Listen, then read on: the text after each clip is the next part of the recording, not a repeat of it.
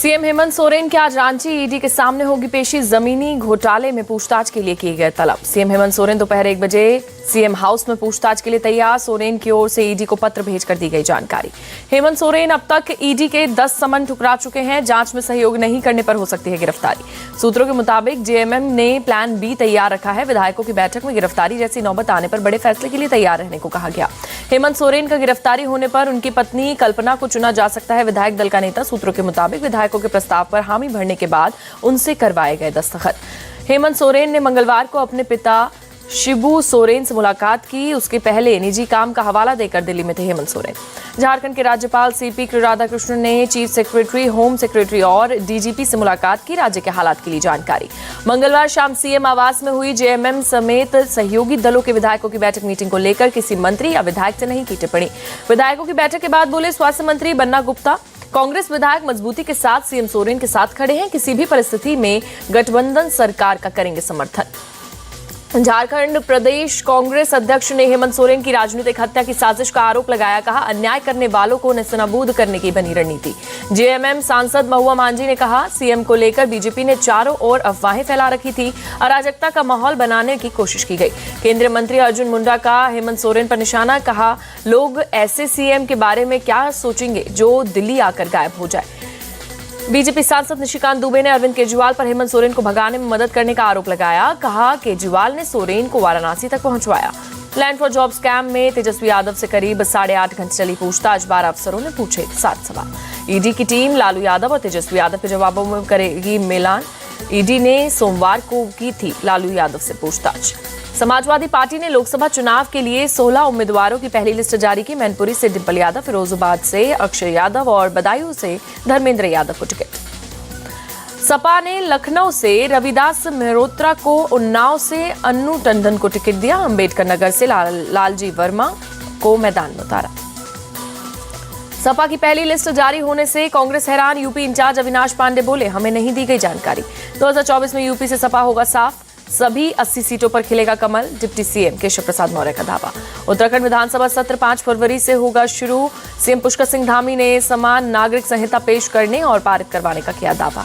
CM Dhami ने कहा, UCC committee 2 फरवरी को सौंपेगी रिपोर्ट, जिसके बाद कानून बनाने की जरूरी औपचारिकता की जाएगी पूरी। यूसीसी पर सीएम धामी का बयान।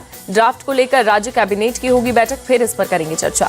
पश्चिम बंगाल की सीएम ममता बनर्जी की सीमावर्ती इलाकों की जनता से अपील। बीएसएफ कोई पहचान पत्र दे तो ना ले, वरना एनआरसी में आ जाएंगे। सीएम ममता ने दिनाजपुर में बीएसएफ पर लगाया लोगों के साथ अत्याचार करने का आरोप। कहा, बीएसएफ ने सीमा पर एक अलग पहचान पत्र देने का फैसला किया। टीएमसी पर अधीर रंजन से के हमले जारी। कहा, न्याय यात्रा से घबराई ममता सरकार। मुर्शिदाबाद में राहुल की रैली को नहीं दी परमिशन।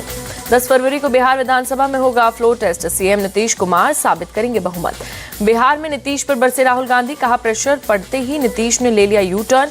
सामाजिक न्याय के लिए हमें नीतीश की जरूरत नहीं। बिहार के कटिहार में बोले जयराम रमेश, मैं सोचता था नरेंद्र मोदी यू टर्न के उस्ताद है, लेकिन नीतीश कुमार ने यू टर्न के उस्ताद को भी पीछे छोड़ा। राजस्थान के सीएम भजनलाल का कांग्रेस पर बड़ा आरोप। कहा, पिछली सरकार में कोई काम बिना खर्ची के नहीं होती थी, हर काम के लिए प्रीपेड सेवा थी। सीएम भजनलाल शर्मा ने मौजूदा सरकार को बताया धरती पुत्रों की सरकार। का हमारी सरकार न खर्ची की न पर्ची की। महाराष्ट्र में मराठा समाज के पिछड़ेपन के लिए जारी सर्वे 2 दिन के लिए बढ़ा। 2 फरवरी तक मिला अतिरिक्त समय। तमिलनाडु बीजेपी अध्यक्ष के अन्नामलाई की लोगों से अपील। डीएमके का भ्रष्ट शासन खत्म करने के लिए पीएम मोदी का दे साथ। छत्तीसगढ़ के दंतेवाड़ा में नक्सलियों के बंकर और सुरंग का खुलासा। पुलिस ने नक्सलियों की सुरंग का वीडियो जारी किया। राजस्थान के अलवर में पूर्व सांसद मानवेंद्र सिंह की कार का हुआ एक्सीडेंट। हादसे में पत्नी की मौत, मानवेंद्र सिंह और बेटा घायल। यूपी के बरेली में कोर्ट ने एक शख्स को सुनाई मौत की सजा। शख्स पर संपत्ति के लिए मां बाप के कत्ल का आरोप। भारत भूटान सीमा पर असम के दरंगा में कस्टम विभाग की कार्रवाई। 1,32,00,000 के गोल्ड और विदेशी मुद्रा के साथ 3 लोग गिरफ्तार। केरल के कालीकट एयरपोर्ट पर कस्टम की कार्रवाई। एक पैसेंजर के पास से 7 चांदी की चम्मच और 1 गोल्ड बिस्किट जब्त। घने कोहरे की चपेट में दिल्ली। सुबह में कई जगह विजिबिलिटी 0। कोहरे के कारण ट्रेनें घंटों लेट। दिल्ली के आनंद विहार स्टेशन पर ट्रेन का इंतजार करते लिखे यात्री।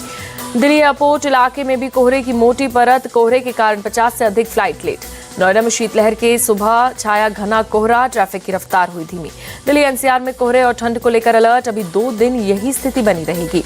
हिमाचल प्रदेश के कुल्लू में स्नोफॉल, अटल टनल के बाहर चारों ओर बर्फ की बर्फ। जम्मू कश्मीर के रामबन की महू घाटी में ताजा बर्फबारी, चारों तरफ बर्फ का खूबसूरत नजारा। जम्मू कश्मीर के डोडा में ताजा बर्फबारी, पर्यटकों में छाई खुशी की लहर। हिमाचल प्रदेश के रोहतांग में भारी बर्फबारी, अटल टनल के दक्षिणी हिस्से में 300 पर्यटक फंसे। भारी बर्फबारी के बीच फंसे पर्यटकों को किया गया रेस्क्यू, कुल्लू पुलिस ने सभी लोगों को सुरक्षित बाहर निकाला। अयोध्या राम मंदिर में भक्तों का तांता, कड़ाके की ठंड में भीड़ में कमी नहीं। मुंबई से पैदल चलकर अयोध्या पहुंची शबनम शेख, हनुमानगढ़ी में पूजा के बाद की भगवान राम के दर्शन। शबनम शेख ने 1425 किलोमीटर की पैदल यात्रा की, 21 दिसंबर को अयोध्या के लिए पैदल निकली थी।